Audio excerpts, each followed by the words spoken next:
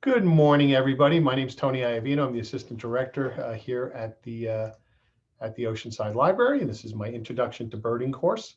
I have been a birder for, I guess, about 9 years, pretty extensively. I do not consider myself to be an expert birder. I do consider myself to be an enthusiastic one. I have birded um, locally, my backyard, all throughout the Long Island area. I've also been fortunate enough. I've been to um, several birding festivals. One of them in Northwest Minnesota in the middle of a winter to see great gray owls and snowy owls and boreal chickadees. And I also birded, took a trip and birded through Missouri, Arkansas, Oklahoma, Kansas, Iowa, and wound up at the um, Sandhill Crane Bird Festival in Kearney, Nebraska. I've been 40 miles off the coast of California looking at albatrosses.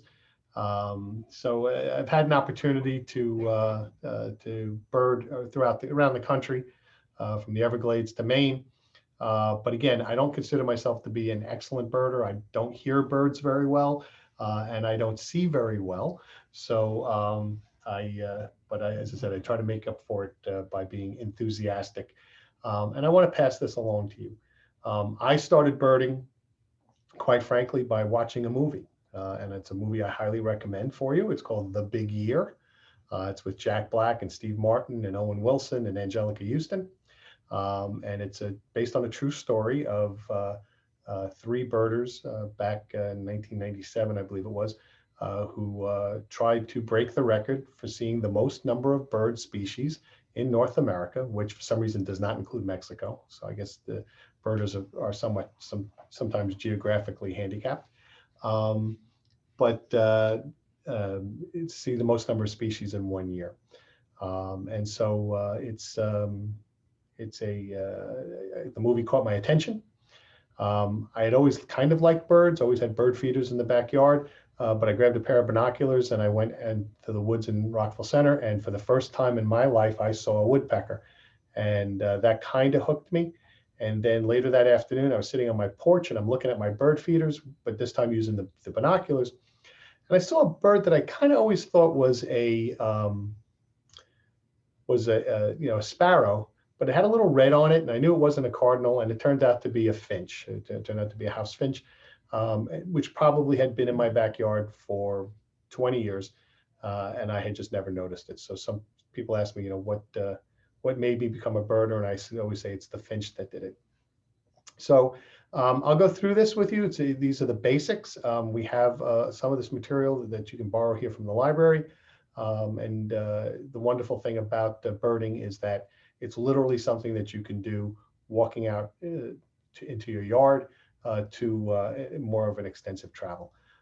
Pre-pandemic, it was a multi-billion-dollar adventure, given the travel and things like that. So we'll go through it now. So again, we're a fairly small crowd. If anybody wants to unmute themselves and ask a question or make a comment as we go through, feel free. Throw something in the chat if you like. It's going to be we're going to be fairly informal here today. So this is my introduction to birding. So why birds? Why are we looking at birds? Well, first of all, they're all around us. Okay, you can find birds pretty much everywhere. Sometimes they're helpful, sometimes they're not. But the birds are all around us all of the time. They're constant, and by that I mean a northern cardinal, and that's what the term is for them. A northern cardinal is a northern cardinal is a northern cardinal is a northern cardinal. They're always going to look like this, the male and the female. Same thing with the American goldfinch. Same thing with the mallard, okay, and also the house sparrow that you see. They always look the same. All right, so they're a constant thing.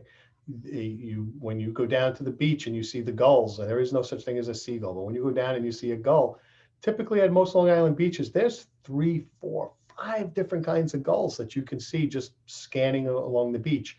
But if you see one that has a red dot on the bottom of their beak and a little red around their eye, that's going to be a herring gull. Same thing with a robin. Okay, an American robin always has that orangey red breast, but it also always has the white around the eye. this is what a robin looks like. And the same thing with a black-capped chickadee. They're all going to have that beige belly. They're all going to have the same white, pretty much in the exact same spot all of the time. They're beautiful. I mean, these are some pictures that I took. Here's a great egret, and here's a Townsend's warbler. There's a great gray owl that I caught up in northern Minnesota at the Sax Zim Bog as he was diving down to pull a vole out of about 3-foot bank of snow. There's a white ibis from down in Florida. And they're the correct number. And what do I mean by that? Well, there's 3 kinds of bears in North America. So if you're going to go out and try to see all the different species of bear, you're going to be able to see them pretty quickly. Conversely, if you're going to try to find all of the fungi, you're going to be looking at 5.1 million. And so that's going to be a lot more than what most people can see in a lifetime. But the birds in North America, there's about 635 that live here all around, that breed here. And generally, you could probably find about 914. And that's because some will be blown up from Mexico, or they'll be blown from Asia to the West Coast, or from Europe here. So that's a number that has enough so that there's always something to learn. There's always something new to see. But it's not so overwhelming that you can't break it down into categories. Just want to see if anybody has any questions at this point. Oh, we got a bunch of people coming in. Hold on a second. Okay. I welcome everybody that just came in. Herb, you're not seeing the photos?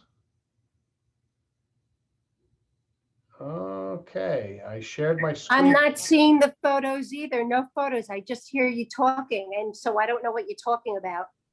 Okay, I shared my screen, so I'm surprised that. All right, let me try. I apologize. Let me try it again. All right, so let me ask you now. Do you see my screen now? Yes. Now I see your screen first. Okay. All right. So I apologize. Maybe you could start all over again. I will, if that's okay. I'm sorry if I bore anybody, but I'll try it again. Yes, please. Okay. Here we go. All right. Let me keep moving it back. Sorry about that, guys. I think I jumped into it without sharing the screen. I've only done this 900 times, right? We've only been doing this for a year and a half. It's hard to believe. Okay, so I had said why birds, that they're all around us. Okay, see, you were supposed to laugh at this when you see the video from the birds. They're constant.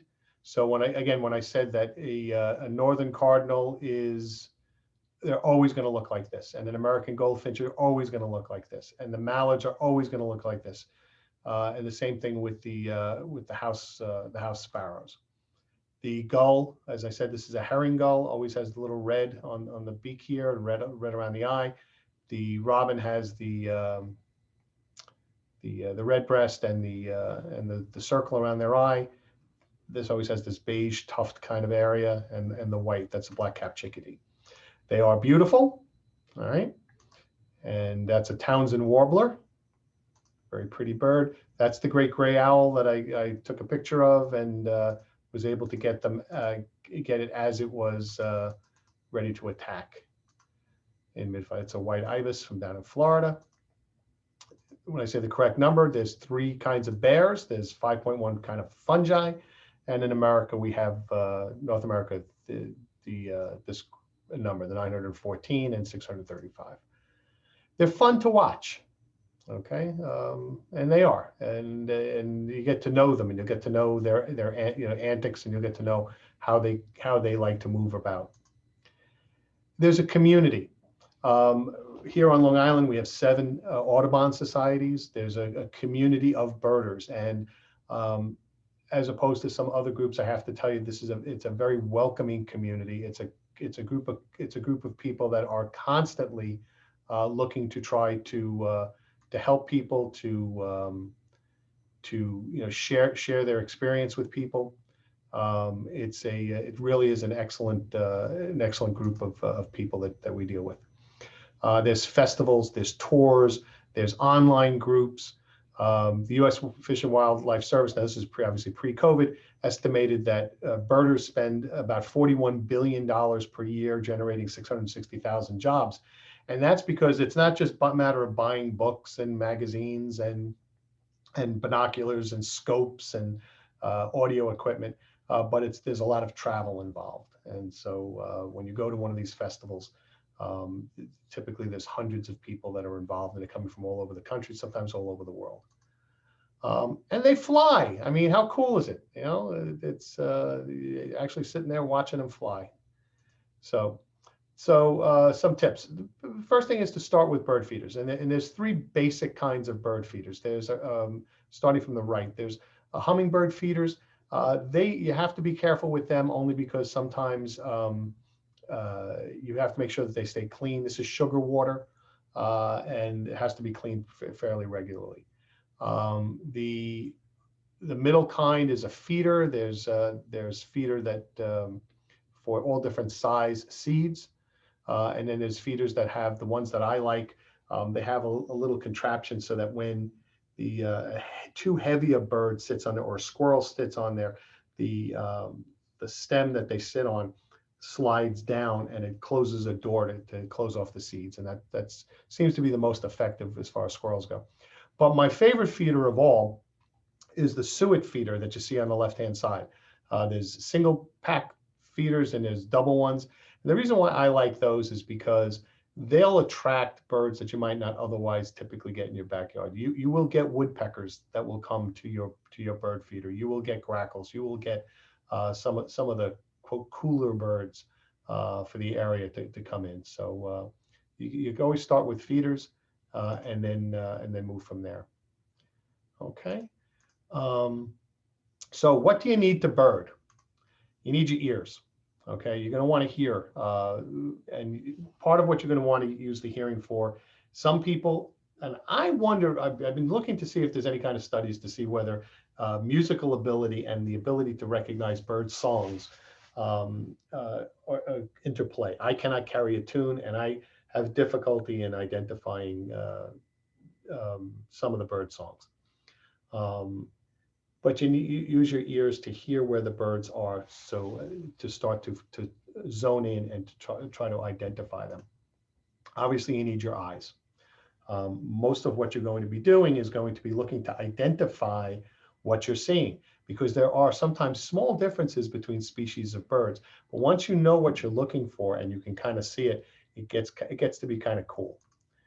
You need your mind. One of the things that attracted me most to birding is that it's really an opportunity to learn something new. And it's an opportunity to digest information and then to utilize that information. And we don't, as adults, typically get to do that. I think there's that song, when was the last time that you did something for the first time? And sometimes that happens, certainly happens with birding. There were times, especially, I would use a camera a lot. I would take a picture of a bird knowing I had not seen that kind of bird before, but I didn't really know what it was. And I'll come home and I'll put it up on the screen, and then I'll compare it with the different books and websites. And when you identify it, it's like solving a mystery. You feel like Columbo.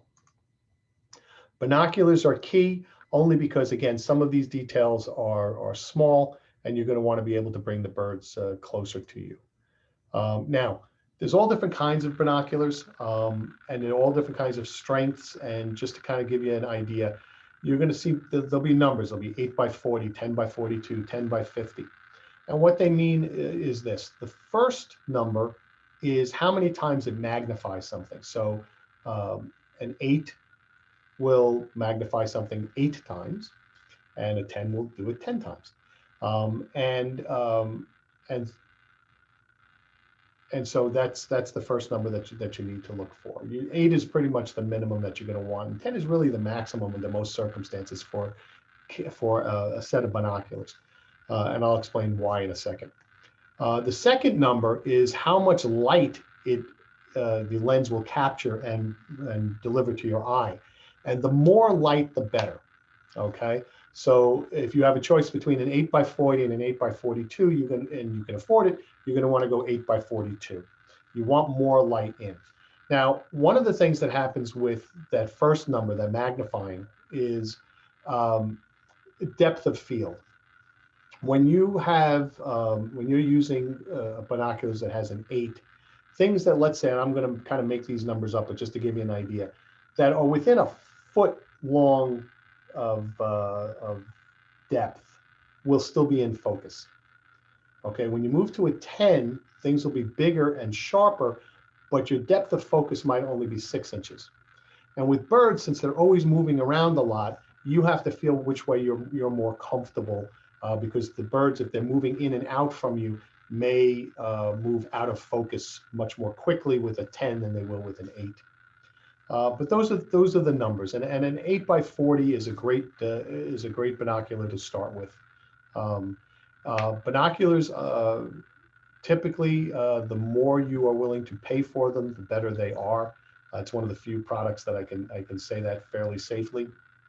But it's something that has to be you have to be comfortable with. I wouldn't get anything that's less, as I said, less than an 8. I think then you just kind of can get too cheap and you can kind of be wasting your money. But the 8x40s I think work. Now, the way you use them, and I don't know if you can see me in my little box, so I'm going to stop my share right now so that you can see me. Okay. So the way you're going to use them is you're going to take them, you're going to look at what you're looking at, and then you bring the binoculars up to where you're at. So you never take your eyes off of the bird. So you're looking at the bird, wherever the bird is, and then you bring the binoculars up, and then you adjust with the sight mechanism. If you bring your head down and then bring it up, you'll have lost the bird, and then trying to find it sometimes in trees and things like that become much more difficult. So that's the best way of using the binoculars. Okay. So you lift, so you see them, you lift the binoculars, then you adjust your left. Okay. You adjust with the middle piece of the binocular, which you can see here, and that will adjust really your left eye, and you want to get your left eye in focus. And then on the right eye of every binocular is a little is another little adjuster. So you get your left eye first using the middle, and then you use the one on the right to hone in your right. And then as far as holding them goes, what you want to do is hold it with your elbows in as close to your body as you can. If you put your arms out like wings, okay, not to use a pun, your arms are going to get tired quickly. So you're going to want to bring them down a little bit. Okay. Field guide. Now, there are a million different kinds of field guides floating around.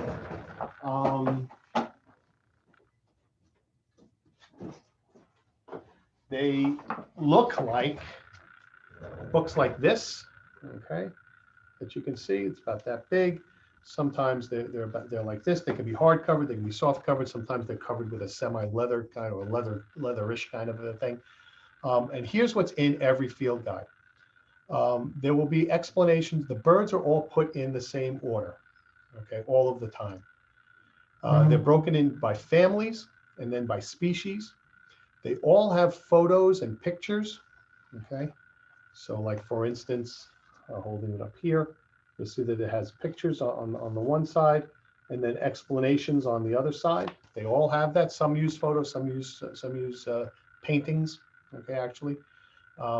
They all will mark the parts of the body of the birds, and will show you what you're looking for as far as I'm trying to show that a little bit of what the markings are.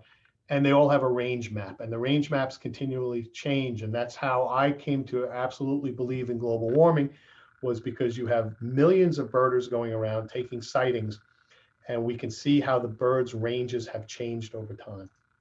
So this is the range map for a herring gull, and the range maps will break down, and they'll tell you time of year.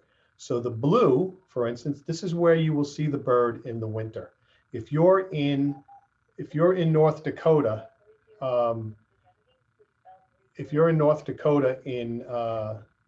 in February and you see a bird, it is not going to be a herring gull. It just is not going to be. The yellow is migration, okay, during the spring, that's where they'll go. The orange here, I guess, or whatever color that is, the tan is where they are during breeding. And then the purple is where they are all of the time. So herring gulls live right around Lake Superior and certainly here on Long Island all year round. And so sometimes as we go through identifying birds, we will try to see, you'll look at the range map to see if it's likely that this is the bird that you might have seen. As far as clothing goes, you want to dress comfortably. Sometimes you'll find yourself walking a lot more than you thought you were going to. You want to dress appropriately. And my best story about not dressing appropriately is I was a brand new birder. It was a early summer morning. And I pull into the lot at Jamaica Bay in the parking lot early in the morning. It's probably a July day. It was hot already. I pull in big, fat, dumb, and happy. I hop out. I'm wearing a t-shirt and shorts and a pair of sneakers with no socks. And a guy pulls in next to me, and he's got a long sleeve shirt on, and he's got a hat, and he's got long pants, and he's tucked into his socks, and he's putting on some kind of a cream or an ointment all over himself, and he takes off. And I look at him and I go, boy, that seems like a lot. And then I got about 50 feet into actually a wetlands, and I was attacked by more bugs than I had ever seen in my life. You know, birds eat bugs, so birds will go where the bugs are, and the bugs love eating humans, so you just have to dress comfortably. When I was in the Sax-Zim Bog in northern Minnesota in February, it was minus 15 degrees, and I dressed appropriately, layered appropriately. So it's important that you kind of have an idea of what you're doing and where you're going.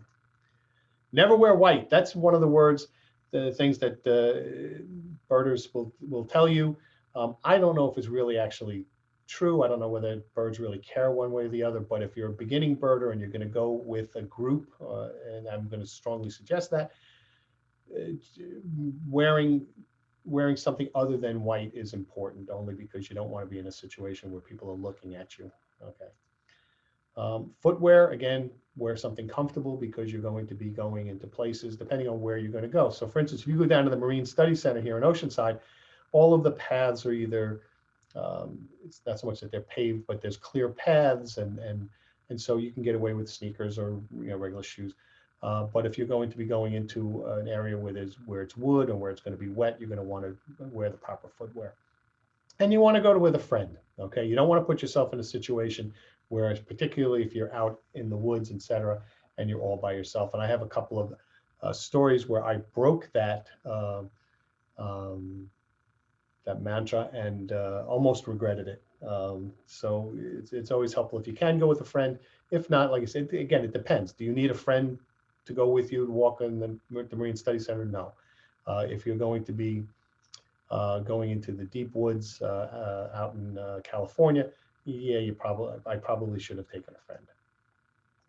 Cameras are great, and cameras are great because you'll be able to come back and blow up that picture and see exactly what you're seeing. When you are looking at birds, whether you're taking a picture of them or whether you are just looking at them, try to keep the sun at your back, okay? If you see here the two different pictures that I took, you took a picture of an osprey. With the sun at my back, you're able to get some of the detail around the head and the feet, and when you blow that picture up, you're going to be able to see everything else. Over here, where the sun is on the other side of you, all you're going to see is really a black shadow, and it gets harder to pick out what kind of bird that is. There are scopes, which are exactly what they sound like. They're telescopes. They're more fixed. That's not something that you're going to look at a warbler with. Warblers will be flitting all over the place. But if you're out looking at ducks or other more stationary birds, using a scope sometimes can be very helpful. Those will come on a tripod. And now, if you're birding with a group, let's say you go out with one of the Audubon Societies, which I strongly recommend, and somebody sets up a scope, the protocol is you stand in line, you wait, you go to the scope, you look at it, not that you rush, but you look at it as quickly as you can to get the bird. Once you've identified the bird and you can see the bird, you step aside and let the next person, because birds do fly off. And the people behind you are not going to be very happy if you sit there and have lunch while you're watching while you're doing it. Typically what happens is you let everybody get the first look, and then you can go back for a second look, and the second looks can be longer. But good etiquette says go in, go look, and move on. And a map so that you know where you're at. That always helps. And then there's apps. There are a million apps that you can have on your phone, and it has everything from bird songs to identifications. A great app is the Audubon app.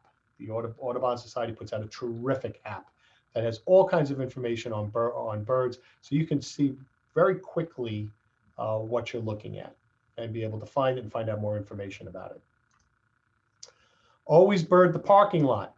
So you're going on this big trip, right? This is going to be great. You're going to be going out. You're going to be going out and look at birds in the desert, or you're going to go out and look at birds in the Everglades or wherever else.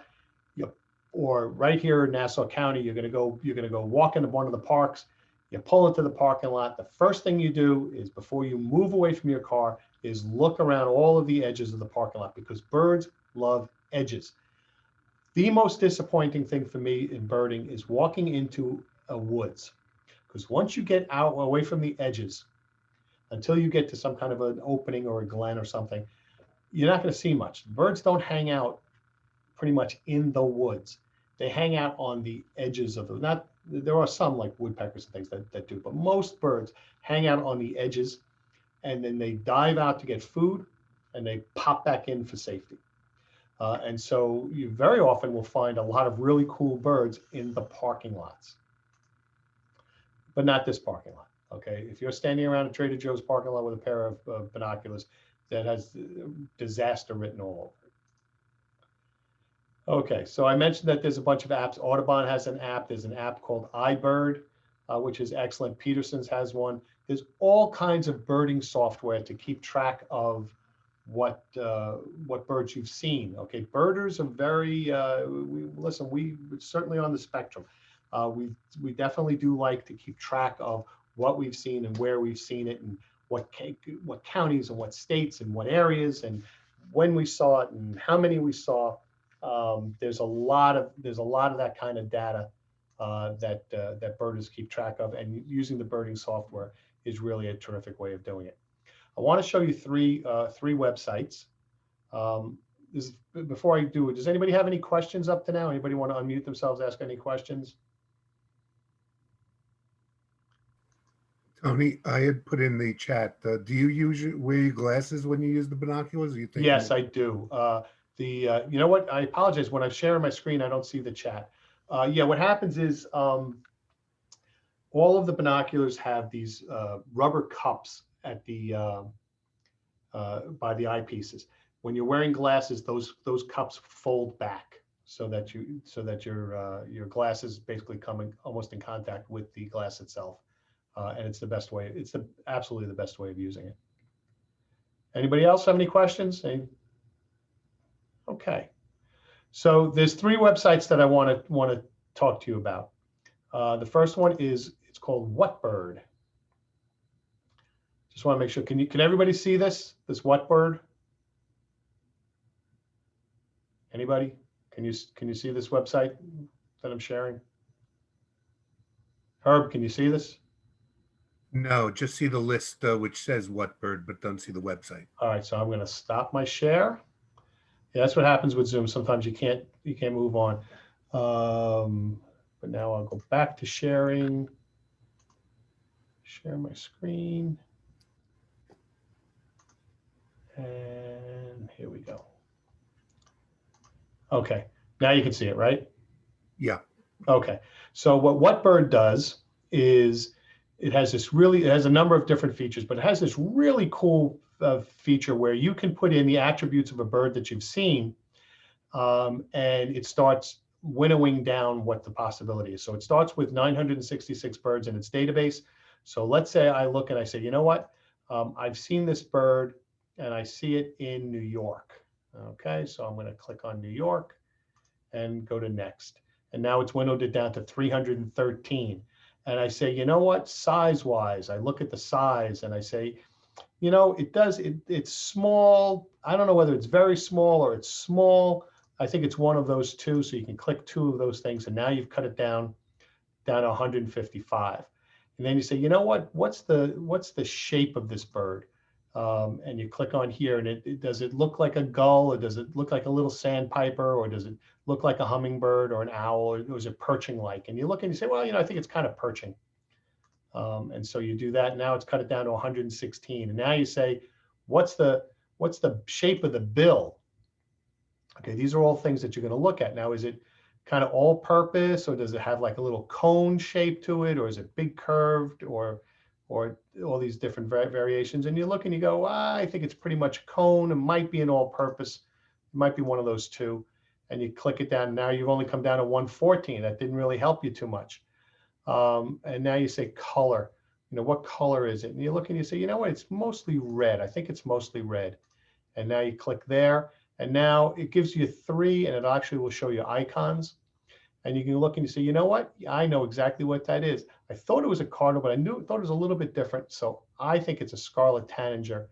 And then you can click on that, and it'll tell you all about scarlet tanagers. And we do have scarlet tanagers here on Long Island. So it's a neat little tool to help you, you know, go through it. And it even, these attributes, it can even break it down by head. So you can tell what color is on the top of the head, forehead, the throat color, the nape. Same thing with the body. Same thing with the pattern. Sometimes it'll ask you, you know, what does the flight pattern look like? Sometimes leg color. So it really is a neat little tool for identifying these birds. The next one that I want to show you is, and can you all see this? The All About Birds? Yeah, you're good. Okay, good. All right, so All About Birds is put out by Cornell. Now I have to tell you about Cornell. Cornell is the work that they do is just unbelievable. The Cornell lab is the place. They have two things, and I'm going to show you the other one that they have. But this All About Birds is sort of like, I don't want to say an encyclopedia, but it's sort of like that. So you can. So we're gonna put in. We're gonna look at that rose-breasted grosbeak again. And so when you come here, it'll say, all right, this is what you're looking for. So I'm looking for the rose-breasted grosbeak, and what it'll do is it'll give me the sounds. It will give me photos on how to identify. It will give me that range map that I talked about. Okay, so if you look here, yeah, we get these these come through during breeding. Okay, so we will see these here up here during the summer. It gives us a lot of information, cool facts about them. For instance, that the rose-breasted grosbeaks build such flimsy nests that eggs are often visible from below through the nest bottom, which is kind of cool. And then you can also, it goes ID, it can tell you, this will give you information about its life history, about its habitat, where it stays, what it eats, nesting. It's an all-inclusive kind of a website. The other website that Cornell puts out, and Herb, I got to ask you again, can you see this one? The eBird, Discovering a New World of Birding? You're good. Okay, this one's really cool. As I said, birders from around the world will come to this site and will upload what they've seen during the course of the day. And you can go and explore it. So if I want to explore, let's say Nassau County, Nassau, New York, okay. There have been 386 species observed in this county, okay? And what you can start narrowing it and narrowing it. And so we're going to take a look here. John Gaglione, who I believe I've met, but he is an active birder. He went birding yesterday, and he saw 5 species. He saw Carolina wren, house sparrow, song sparrow, grackle. And where did he see it? He saw it at his home in Bethpage. Okay, let's see here. This person went on LF Millennium, went Cold Spring Harbor, Inner Harbor in Laurel Hollow, went yesterday, saw 22 species, saw brants and Canada goose and glossy ibises and American crows, etc. So you can actually see what people have seen, and this is searchable when you do explore. You can search it by any area in the world. You can search it by species. So I might say that rose-breasted grosbeak, where has that been seen? I guess they want me to sign in my account, which I will do. Okay, and so year round, as this comes into focus, you will see, look where it's been seen. All those purple, that's all identifications. And now if I zoom in, which it lets me do, this is year round. And now I want to say, you know what? I don't want it year round. I want it just April to May. I set the date range. And now I look and you can see all of these sightings. This is where people have seen rose-breasted grosbeaks in this area in April and May.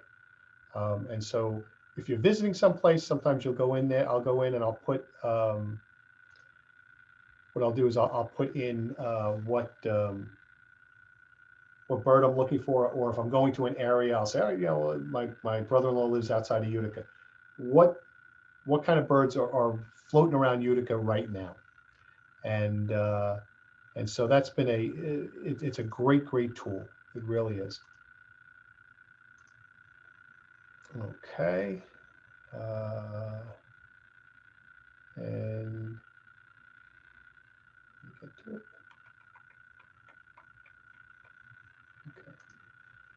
Okay. Herb, I hate to ask you again, but are you seeing my screen now, the app, software, and websites? Yes. Fantastic. Okay. So there's all different kinds of birding, or birding and bird watching, if you will. So there's backyard birding, okay? The difference between birding and bird watching is bird watching is kind of very passive, and birding sometimes can be will involve a little bit more. So you certainly can bird in your backyard. There's not only is there not anything wrong with it, it's a really good thing to do. You can go around looking at local birds, and we have a lot of them here in Nassau County, as you saw, or locally. As I said to you, sometimes when you go down to the beach, you'll look out and you'll see what look like gulls. Some people say, "Oh, there's a bunch of seagulls." Well, if you look a little bit closer, what you're going to see almost every time here on Long Island is you'll see in the upper corner here is the herring gull, and that you can tell it has a light gray wingspan, and it has that red dot. Then there's the ring-billed gull, which is a little bit smaller, and they all have that black ring around their gull. This is a great black-backed gull. It's the largest gull, and although it has the same kind of red dot that the herring gull does, it also has the other little piece of black, but its back is black, brilliant white, and large. We also have terns. We have common terns, and we have laughing terns and laughing gulls, and you will see, and again, different shapes on the heads, different shapes of the beaks, different colors on the legs. So it's not unusual to go down to a Long Island beach, and between the gulls and the terns, what somebody who is not aware of it would say, oh, those are all seagulls, and you may in turn find that it could be 5, 6, 7 different species. And it's kind of cool when you look at them and you're able to identify them. One of the big differences between gulls and terns are that gulls fly and kind of swoop, and terns will sometimes, when they're hunting, will hover, and you'll see them over the waves hovering and then diving down. And that's one of the big differences between terns and gulls, along with obviously a whole host of other things. But those are some of the big ones. You can travel, and as I said, I've traveled all over the Midwest, out west. Typically what happens is my wife and I will go on vacation, and we'll set aside a little bit of time for me to go birding, for her to go shopping. It's kind of the way we break it down. And then you can participate in this stuff. There are listers, okay? There are people that specifically want to be able to list every single bird or bird species that they see, exactly where they see them. There's a group of Connecticut birders that I meet with every winter. They take the ferry over from Connecticut over to Orient Point. And then I join them here. I take the ferry back with them, and then I come back by myself. And what we're actually doing is looking at all of the winter birds that typically live out in the ocean during the summer and who move closer to the shore. And so for not a lot of money and some really, really good clam chowder, we get to participate with it. But they are very, very, when we're seeing a bird, they are very careful looking at their apps to see if we've crossed over the border from New York to Connecticut in the middle of the sound. And sometimes they're very excited because we'll be following a bird and the bird will move from New York into Connecticut. And so they get to list it in both states. I don't get that crazy, but. And I mentioned the big year, and we'll talk a little bit more about that. There are competitive days. There are sometimes there'll be contests held who can see the most species in a day or in a weekend. Sometimes it's with teams. It's all in the honor system, and it's a lot more fun than anything else. There's not a lot of big endorsement money. So the big year, okay? And I'm going to click on here, and then I'm going to stop it so that I can, again, I will stop my share and then reshare it. So, and you should hear the sound.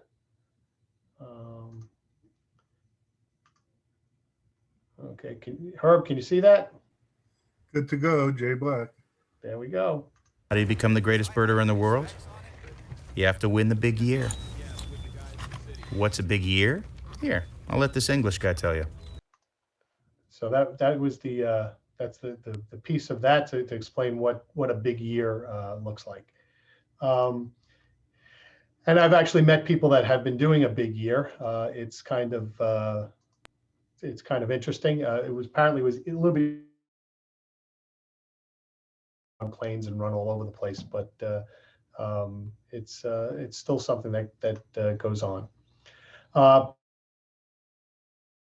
And that's always something that you can get into some amazing shots. Some people do audio birding where they listen for the birds and they try to hear as many species as they can. And some people do it for research, and as I said, either as a citizen or as a professional. How to identify the birds? Well, by sight, by actually obviously looking at them. By shape is a big one. As I went through that what bird with you, the ways that you start to limit what you're seeing is at first by shape. And as you can see, there are a number of different types of shapes. Most birds fall within these categories, these 15 categories. And so if you see something that is perching, okay, it's not going to be a glossy ibis or a great egret, which are more like the long-legged waders. By size, okay, again, as I said to you, every robin is a robin is a robin is a robin. So you're not going to find a robin on steroids that's 3 foot high. That's just not going to happen. So you can start to narrow what you're looking at or identifying what you're looking at based upon the size. There's a thing called GIS, which is general impression, size, and shape. After you've been birding for a while, this kind of falls into it. So I can see like a swallow fly by, and I can generally tell you that it is a swallow. And if I catch a glimpse of color, I can tell you whether it's a tree swallow or a barn swallow. That takes time. That just takes repetitiveness. It's not anything that's a huge skill though. Posture, again, certain birds will be sitting up, certain birds will be folded over, and flight pattern. Woodpeckers, for instance, the way they fly, it's very up and down. They'll come across and they fly in waves. They don't fly straight across. And so sometimes if you see that, then you'll know what that's what you're looking at. And obviously color. Birds, whatever color that is that bird species has, that's what they're going to have. There are markings, okay? And so, for instance, here is a typical house sparrow. We all have them. But when we're looking, we're going to look to see what type of beak does it have? Does it have a cone-shaped beak, or is it more like the gull here in the upper right-hand corner of my photo, or is it pointed like the or hooked. Same thing with the head. You're going to look at the head. You're going to look at the shape of the head, but you're also going to look at the markings on it. Does it have an eye circle? Or sometimes they have a black. Other birds will have a black line that runs across. It's literally called an eyeliner. You're looking at the throat. You're looking at the belly. You're looking at the wings. You're looking at the eyes. There's different color eyes based upon the birds. And then finally, you're looking at the legs, because legs will be in different shapes and different colors. So for instance, these are two egrets. They generally look the same, okay, but they have certain differences that you'll see. One of them is the color of the beak. Well, first of all, there's the size. Okay, that's a big difference. Color of the beak, and if you see the color of the legs or the feet, actually, the snowy egret has the yellow. So that's some of the ways that we're able to tell those apart. Sometimes it's hard if they're all if there's a bunch of snowy egrets that are all together. You at first glance, until you start identifying the parts, you might not know whether those are gray egrets or snowy egrets. But then again, we look at the feet color, we look at the feet, we look at the beak. Sound. There are crows, for instance. The regular American crow that you know looks identical to the fish crow. The difference is the sound. And I'm not going to be able to play that for you now, but trust me on this one, the sound is different between the fish crow and the American crow. And then habitat. Okay, you're not going to find let's say a robin typically in the Everglades. Okay, you're not going to find some birds that live on the shore. Let's say like the various little birds that we have, the sanderlings and things that we see at the beach. You're not going to see them in the middle of a park. And the time of year, as I pointed out with the maps, birds will be in a particular area at a particular time of year, and sometimes time of day. Typically, northern cardinals, for instance, will come out to feed early in the morning and close to dusk. While it's not unusual to see a cardinal, let's say at noon, you're more likely to see them early in the morning and late in the day. And again, location. Again, where you are as far as that goes. Does anybody have any questions at this point? I'll stop the share for half a second. Bueller, nothing? Okay. I will continue on. I'll forge forward. Where am I? Okay. Sorry about that. Okay. And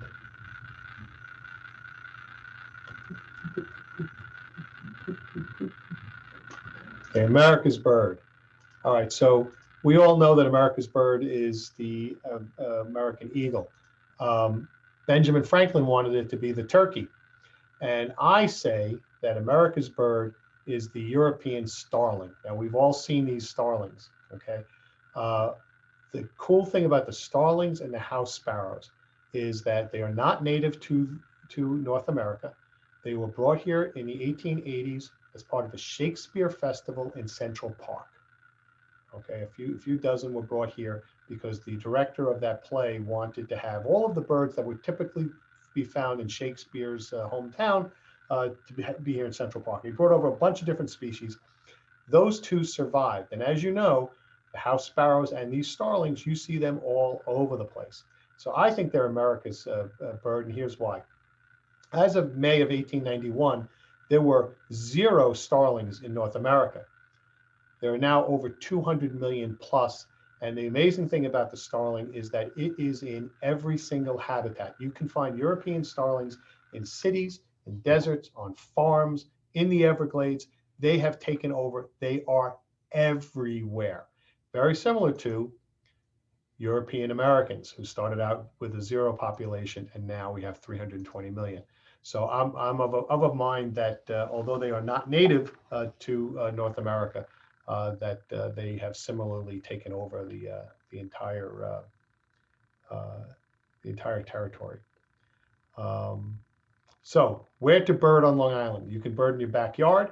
The Oceanside Marine Study Center is an amazing, amazing place to see. The ospreys are back now, so you want to take a look at that. Jones Beach, West End. It's pretty cool. Right now, that whole area is closed off for COVID. If you pull up to the the booth and you either hold up a pair of binoculars or you tell them that you want to bird, they wave you on, and you can go bird on the West End, and particularly by the Coast Guard station. There's a sand bank there where you get to see easily 10 or 12 different species very easily in that area. Hempstead Lake Park, Massapequa Preserve, Campsett Park, Centerport Ponds now have a nesting set of eagles. Central Park is probably one of the best places in the country to bird, and that's because especially during migrating season, the birds are coming down. They don't like going over water typically, so they'll hug the coast and they come through this very built up place, the Northeast Corridor, and all of a sudden they see an area with a lot of green and a lot of water. And so Central Park is an amazing, amazing place to bird. The Shoe Swamp Nature Preserve is wonderful. The North Shore Audubon Society has a number of spots. Parks and deep woods, meh. I'm not crazy about that.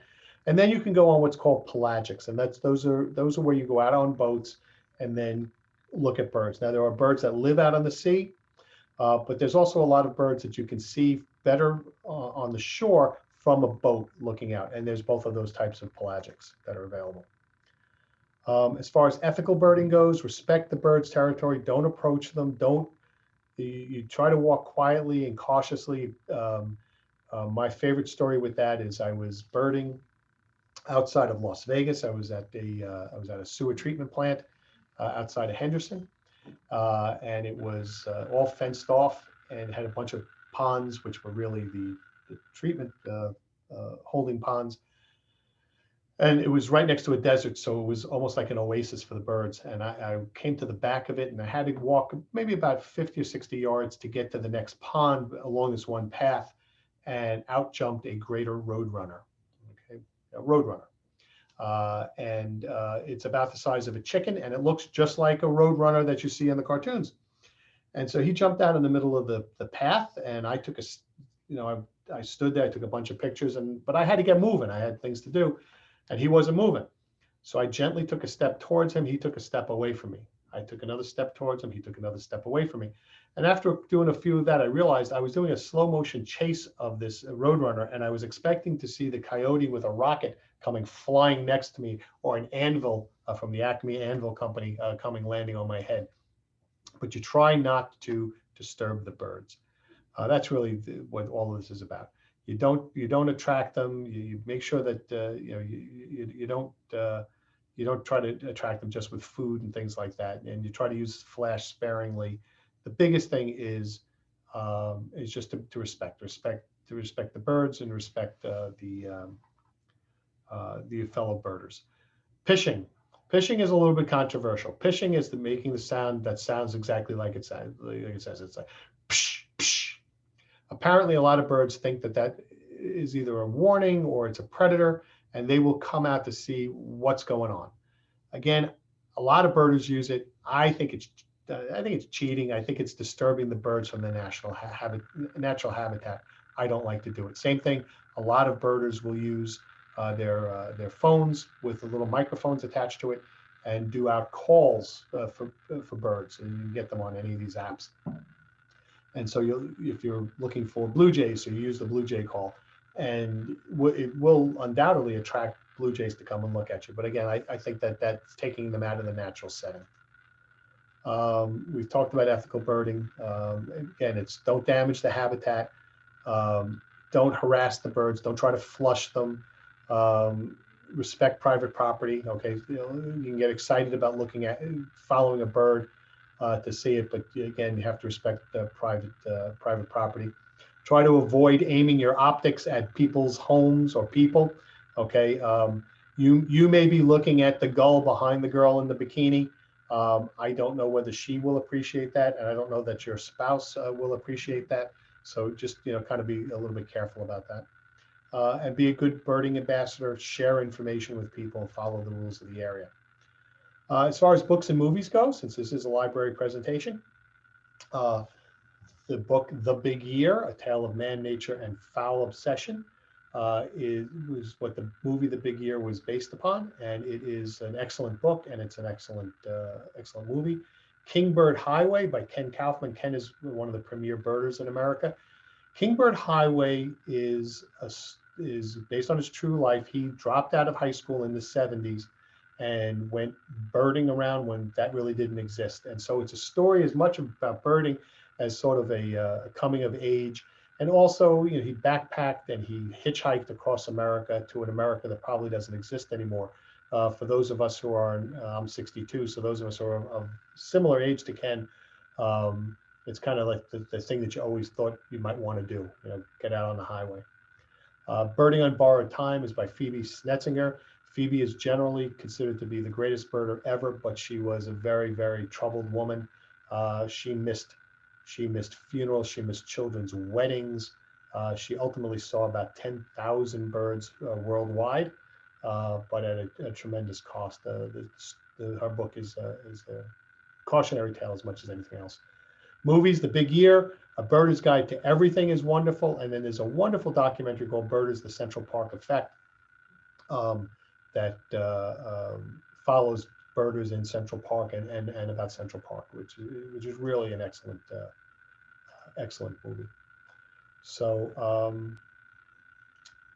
that's what I've got. Does anybody have any questions or anything that they want to ask at this point?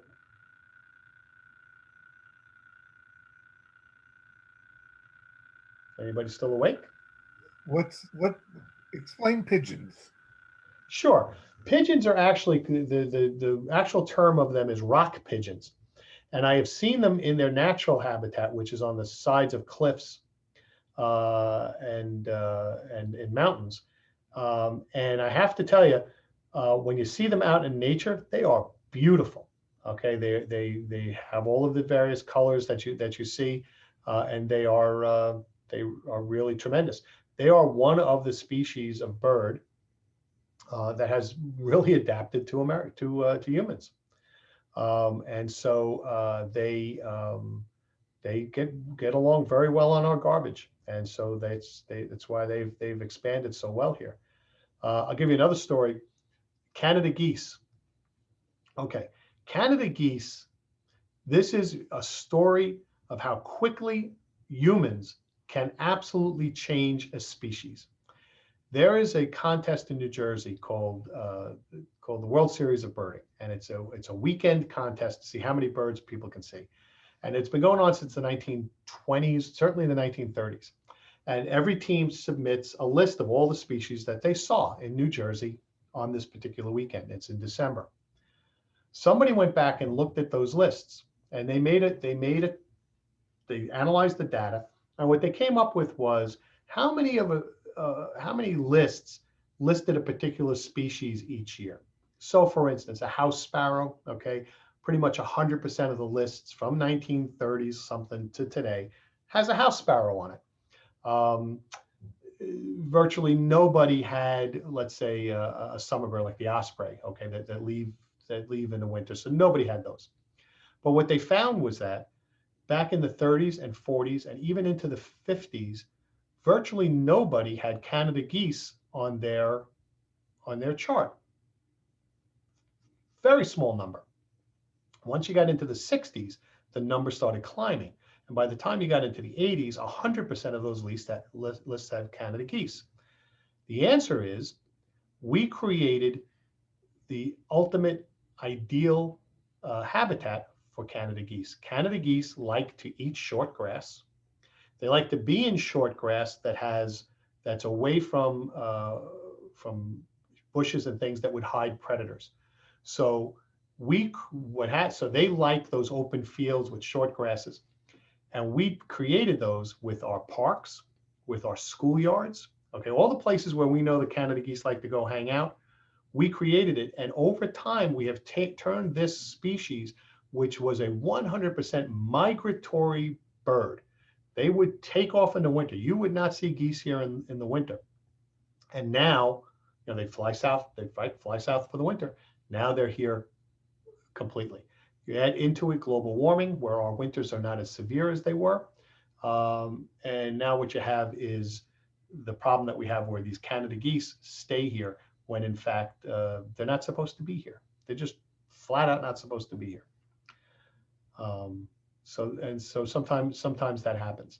What I've seen even in the 10 to 12 years that I've been birding is you can really see the habitat of birds changing. And what it really is the birds that need the cold are moving further north, and the birds that like warmth are also moving further and further north. So we're getting birds here now that we had never gotten before. Conversely, okay, and I think this is a real testament, is that for those of us of a certain age who remember when, for instance, the rivers in Houston and Cleveland would catch on fire, and where there were tremendous amount of poisons in our waters and things, birds like the osprey, which were almost extinct, birds like the eagles, which hadn't been seen here in 40 or 50 years, they're back. Okay, it's a much healthier world for the birds. They've lost a lot of habitat. Okay, every time somebody builds, or somebody fills in some wetlands and builds another condo, we lose habitat for the birds, and that is impacting on a lot of the species. And certainly global warming is pushing them out of territories that they had been in before. But our water's cleaner, our air is cleaner, and that is also that's certainly helping most of the species. All right, anybody else have any questions? Or all right then. Well, I want to thank everybody for coming and spending some time. I hope this was beneficial. I hope it was interesting. As we said, we have many. We have a lot of these books here available, and the movies here available here in the library. And we certainly urge you to use them. We have a couple of other Earth Day programs here, and also Saturday. Don't forget, you can bring your shredding here. Bring it in boxes and bags, and we'll take care of your shredding across the street. And we're also collecting on Saturday. We'll be collecting pet food to be delivered to people who are in homeless shelters who have brought their animals with them. So. On behalf of the library, we thank you very much. Does anybody have any questions about the library? You want to know anything about the building project, anything at all? I'm going to stop the recording now for this program, but I will stay on to answer anybody's questions. So thank you all. What's the transition date?